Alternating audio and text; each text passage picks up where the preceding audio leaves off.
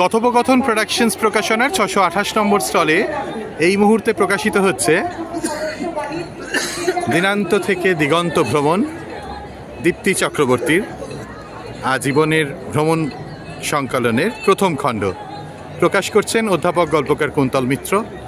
রয়েছেন প্রখ্যাত প্রযোজক অরোরা ফিল্মসের অঞ্জন বোস, রয়েছেন সম্পাদক লেখক প্রাবন্ধিক চন্দ্রনাথ চট্টোপাধ্যায়, রয়েছেন ডক্টর অভিজিৎ চক্রবর্তী, ভ্রামণিক প্রাবন্ধিক লেখক পরিবারের সদস্যরা, রয়েছেন সুদেষ্ণা গাঙ্গুলি, প্রখ্যাত সাহিত্যিক অর্পিতা বসু, এ সময়ের উল্লেখযোগ্য কথা সাহিত্যিক দেবশ্রী ভট্টাচার্য। আমাদের বলা যায় আজ নবমী আন্তর্জাতিক কলকাতা বইমেলার। প্রকাশিত হচ্ছে দিনান্ত থেকে দিগন্ত ভ্রমণ।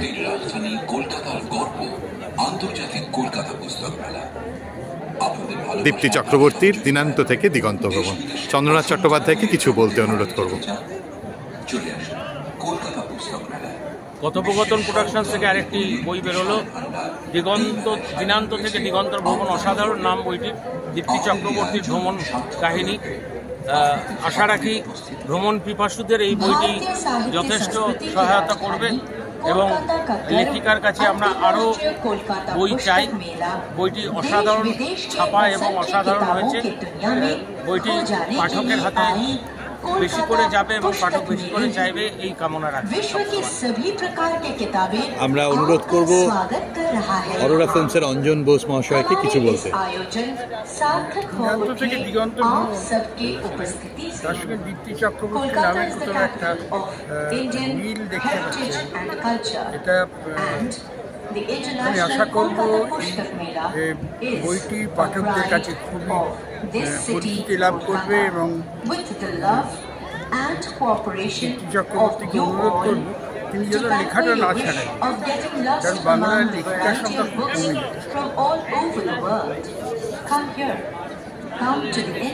অনুরোধ করছি অধ্যাপক গল্পকার কুন্তল মিত্রকে কিছু বলার জন্য।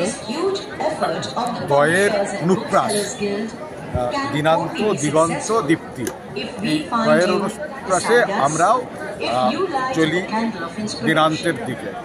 খুব ভালো হোক এই বইটি, নিশ্চয়ই আমাদের পাঠকদের মুগ্ধ করবে এবং মানস ভ্রমণে যেতে উৎসাহিত। আমাদের মধ্যে রয়েছেন ডক্টর অভিজিৎ চক্রবর্তী, যার ভ্রমণ জীবনের কথা আমরা আশাবাদী কথোপকথন কখনো প্রকাশ করতে পারবে খুব দ্রুত। তার কাছ থেকে শুনে নেব দিনান্ত থেকে দিগন্ত। দীপ্তি ম্যাডামের এই বইটি আমি একটু উল্টাপাল্টাই দেখছিলাম এখন।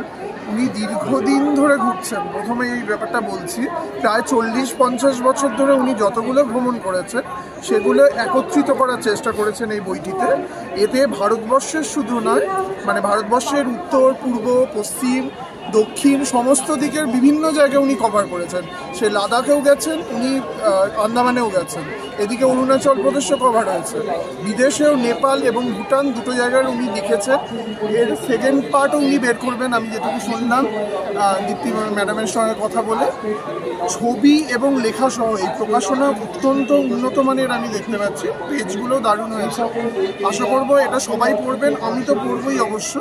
আর বেড়ানোর যে মূল উদ্দেশ্য, সেখানে একটা জায়গায় যাব, সেখানে লোকজনের সাথে কথা বলবো, তাদের যে কালচার সেটা বোঝার, এবং উনি ওরকমই লিখেছেন। আমার মনের মতো হয়েছে বইটি।